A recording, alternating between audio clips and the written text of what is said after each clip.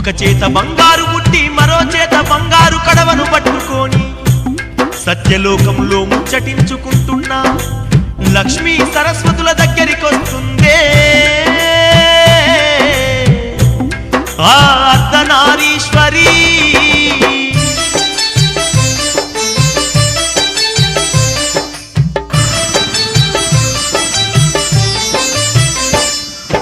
అక్క సరస్వతి చెల్లేవో లక్ష్మి పని మీద కైలాసమిడిసిపోతున్నాను.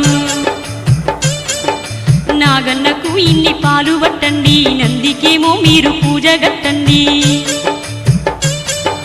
శివునికింత పిండి పెట్టండి, మీరు ఎండి కొండను చూస్తూ ఉండండి. 3 వస్తువులు శివుడు నన్నడిగిండు, వాటి కోసమే బయలెల్లుతున్నాను. 7 లోకాలనైనా దేవులాడి 3 వస్తువులు